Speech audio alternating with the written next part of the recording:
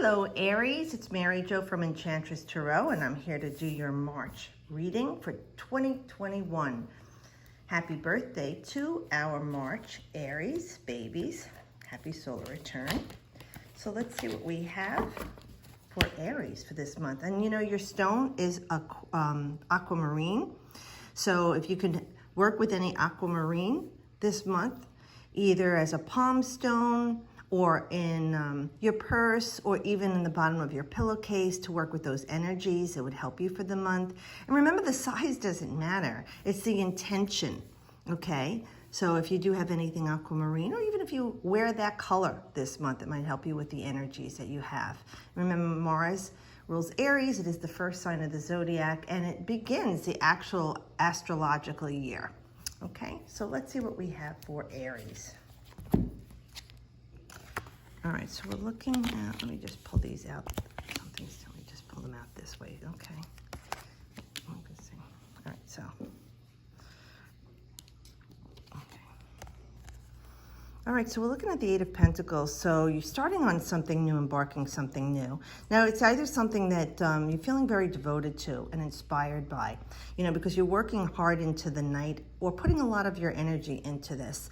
I really feel like, you know, as this card shows the spider web here, and you see the spiders tending to her web, I really feel like Aries, you're going to be networking this month and tending to your network of people. Maybe you've been out of touch with a lot of people, or even something you haven't done in a long time, you might be reconnecting with, and you're having a new connection with someone to get this done. And it's something that you work hard at. It's either something that is of service to others or that you're making with your hands. But having this network reestablished or repaired, or you tending to this network, is going to help you be successful, especially with the number 8, because we know that is grounding stability, and that's really manifesting things. Now, yeah, the pentacles are your health, and it's your coin, your wealth, but it's also from the education and studies and learning things. So it could even be that you're taking the knowledge that you have or the skill set of something that you've had for a long time and putting into play again. You know, it's like you see, you know, you're working, burning the candle into the midnight hours, but you're toiling away and you're loving what you're doing. Now, what I like about this is all the coins floating above you are the things that are in the unseen for you, Aries, that you can bring into form through working at this. Now, I have to tell you that it doesn't always have to be that you're working 60 hours a week. When I say working hard at something, it's putting that desire that you want into something into form. So you're working very diligently on staying grounded and focused on this thing that you want and you're working on. Now, albeit a relationship with someone that you want to get grounded and stable or bring it into your life. But this is more like about a business or work partnership or something that you're creating. Because this card does talk about Sun in Virgo. Oh, wait a minute. Tomorrow's the full moon in Virgo, actually, that I'm recording. But Sun in Virgo would be the energy that you're putting into something that's lasting long term, because Virgo does analyze things, and they, you know, it goes out. So they look at, like a chess player, they figure things out and how they can make something work for them. You know, something you're going to be doing daily and enjoying, really relishing, okay? So try and think about what this is going on in your life with work or school, your own health, a vocation or a trade, something that you can do, even like as a side hustle, that's going to be a very nice distraction for you and could help you not only feel grounded and stable, reconnecting with other people, sharing something that you know that you don't have to hoard that knowledge, and bringing it out into the world, or at least your close proximity, okay, and being successful with that. So now we have a major arcana with the Chariot now. This is Cancer. So maybe you are in a Cancer ascendant or have a Cancer moon, Aries, or Cancer north node. This card is victory at all costs for you. This is about, you know, who's driving? You're driving. You're in charge. There's a fairness going on here, a level up. You know, it's not a rough and bumpy road. You know, like this is like saying, you see how like she doesn't even have her hands on the rein? She's looking off to spirit.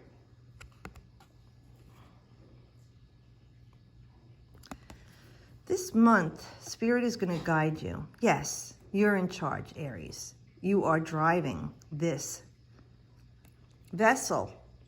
You're living in this experience.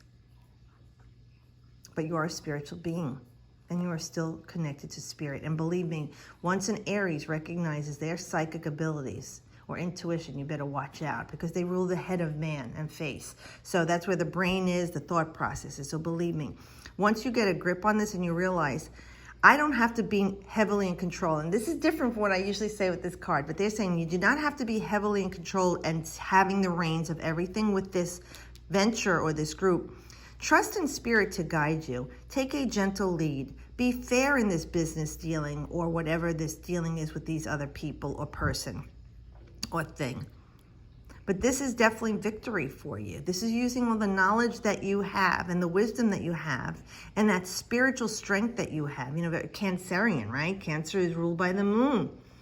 All right, so you're reflective, you're receptive. So being open to ideas and, you know, thinking about them, what resonates with you and what not. But having that wisdom, see the psychic colors here of purple, and I feel this blue is knowledge, for you to take this information and put this experience into play for you, but using your intuitive powers, your psychic powers to connect with Spirit to help guide you along this pathway. You don't have to take grip of the wheel and have hard control of the reins of steering how this is going to go. You're going to go with the flow, and the flow is going to be what Spirit is speaking to you and whispering to you. So listen to them. If you're going to fly off the handle about something with somebody, or being overly stubborn or obnoxious or aggressive or controlling, and those are the negative lower vibrations of Aries, but embrace it. That's your shadow side, okay? But just being said that if you hear that whisper saying, something else to you, like, okay, you could let this go. Okay, let them see if they make a mistake. This is good stuff for you. And this way you'll be seen as a person in a different regard. Somebody who has knowledge and is not bullying or forceful about what you know or in the relationship. Sometimes you have to take a new strategy, Aries, to win with somebody. Butting heads with a person isn't always going to work, especially if the person you're dealing with doesn't have the maturity level to have the conversation of what you're dealing with them. And there are people who have their own wound sets just like you and I do. And maybe they haven't elevated them or worked through them. So there's a trigger. And it could be something you said or did that triggers that person. And they're having this immature or childish response because of a wound set, a behavior that's based on a need. And if they don't tend to that need and come to it, they're going to have this repeat. And it's not about you, but it's about the way they're receiving you. So being gentle in the approach with this person without babying them, but realizing there are times you have to step back and let them figure it out. You don't have to control everything. You could just be there and in your own strength and confidence without being cocky, and so that they could see and revere that, you're a person who has diplomacy. And believe it or not, that is one of the key aspects of Aries is diplomacy when it's an evolved Aries. And I know you can be there and do that. I hope this is making sense to you. This is kind of like a different kind of reading. Now, the Five of Swords we talk about, like you got robbed, somebody hurt you or betrayed you. And it could be that there was a misunderstanding or some sort of quarrel or words were said. Now, this could have happened during the Mercury retrograde where there is often miscommunication, misunderstandings. But it could be that this person that you're dealing with, a situation, like I said, is not on the maturity level that you need them to be at to handle this. They're having their own thing. And I wouldn't stress over this or worry about it too much, especially with the swords. If you're thinking about it too much, it's really not healthy for you. And this is Venus in Aquarius. Aquarius is definitely in the head, and Venus is definitely about love and finances, but your core values and how you value yourself. So if you're feeling uncertain and unstable in this relationship or conversation with this person, it's something you need to step back from, because I think at the end of the day, there's just a miscommunication here and uncertainty. Nobody really won in this situation. There's no winner or loser. It's just that words maybe were said and misunderstood and somebody was left hurt. And I don't feel like, usually it's different, but I feel like this was definitely not your fault. I feel like this person has got something going on that they're insecure about or uncertain about, or they're dealing with their own pain and unevolved situation, and something you said may have sparked them the wrong way. And I'm going to tell you something, if this person walks away just because of that, then they're really not someone that you need in your life, because they're not vibrating right now to where you are in your life, and you don't need that. Let them go. Maybe they'll lick their wounds, heal themselves, and be back another day, especially with that 5 energy, that uncertainty. But I wouldn't feed into that energy. Just leave it at whatever words were said. You just hold on to that and remember what it was. And like I said, there's a victory here, but being fair in all dealings, not hurting anybody. And there might be another time that you can, pick up the sword and talk about it. For now, just hold on to what was said. Stand up for your rights. That, I didn't do anything wrong. I didn't deliberately hurt this person or say anything to intend anything wrong. And maybe you even apologize to this person, offered them the olive branch, and they won't accept it. But again, you're dealing with someone who doesn't have the maturity level. They have their own insecurities. And, you need to just be free and move on from this, okay? Now, the Queen of Pentacles is a nice energy, because this represents to me, we know that it's going to be Taurus, Virgo, or Capricorn. But I look at this queen, whether it's male or female, as somebody who has done a lot of work in their life in service to others. Like you cared for sick parents or grandparents, the elderly, in the nursing field or doctor or medical field, or even if you were a type of parent, male or female, that nurtured and cared for and protected your children vigorously. Okay, this to me is like that perfect mother in the deck, because she does everything for her children. She works so hard just to give them everything that she gets her pleasure from seeing them have what she has worked for. That being said, though, she's very grounded energy. And Aries, I feel like for you, either somebody is coming into this situation that's going to ground this situation, or let me influence the situation and bring some grounding stability to it with this person. Some other outsider that's either, like I said, the Taurus, Virgo, or Capricorn. But just the way that she's looking at me, I really feel like, I don't know if you can feel what I'm feeling from her face. She's at a calm peace. Like here, he's in an armed peace. Here, she's in a calm peace. She's holding her pentacle, which she has created. She has manifested. She has brought into form. And we said that was Sun in Virgo, that card. And here's the Sun on the pentacle, which does represent Earth for Virgo also. And I believe this queen is Virgo in the Tarot. She's the Queen of Pentacles. So let's just see. Okay, so she's Sag Capricorn. So no, she's Capricorn, but she can be Virgo. So I really do feel like this is something long-term. Virgo, you're analyzing this situation, but in a calm peace. You're starting to get hold of you're starting to get a hold of this thing that you started out with here, that you're manifesting. You're bringing something material into being. Now, yeah, it can be money, extra money, like it's like a side hustle or a new job or something that you're doing or working on or creating with your hands. But you're not stressed and toiling hard over it. So you've elevated to this place that you're grounded and stable. She's well dressed. We know that royalty and financial security, abundant blessings is symbolic with the beautiful, huge peacock. And she's got this grounding energy right here, this solid gold column. I feel like, for some of you, yeah, there's someone like this coming into the situation to help heal this. But I think the most important thing for you this month, Aries, is you're taking on this calm peace and feeling grounded and stable. You feel like you've got a hold on things right now.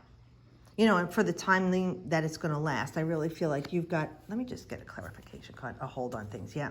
It's a leap of faith for you. Now, this card is a major arcana with the Fool. It's the first card in the Tarot, in the majors. So, this is Uranus. Now, Uranus is in Taurus right now, and, we have this grounding energy. So, this is about taking a leap of faith and believing that you can fly, you can soar. And I just posted something on Enchantress Tarot Facebook page about the eagle soaring above the storm. So what the eagle does is flies above the storm as it's raging, and it pays no mind to it because it's beneath him. And he waits till the storm passes, so he's unencumbered by it. So maybe for you too, this is a month for you to reset things in your life, you know, like reset, reboot to zero, and take this leap of faith with starting something new. Something unexpected, being a maverick, being a rebel about something, fearless, you know, and just saying, you know, well, what if I fly? Don't worry about falling because you've got the experience from this somewhere in the past. You know how to take hold of the situation. You're not going to let your head get in the way of things. And this is about you starting to feel electrified. Uranus is Aquarius, so this is energy coming in from the universe for progress for you, for freedom. Yeah, this is unbridled kind of and released adventure that you're going on fearlessly into the unknown, but yet you're not alone. You are armed with the wisdom of the universe, everything you need from spirit to be successful at this. This is a very nice new beginning. And you know, you're within the time of your solar return, so this could even be the reboot, the reset for you, Aries. Okay, so I do hope that this reading makes sense to you, and if you need any clarification, you can always mark it in the comments. I'm happy to answer you. And like I said, even the people who have been emailing me questions, I've been doing them just a one question reading, quick, short, to help people at this time during COVID. But I hope everything's going good for you. Have a happy birthday for those of you that celebrate this month. Thanks again for watching. I really do appreciate everybody. I have fun doing this with you all, and I love making the soul connections with you all during readings and through your comments too. So I'll see you guys next month. Enjoy the rest of this month, and as always, I wish you the best.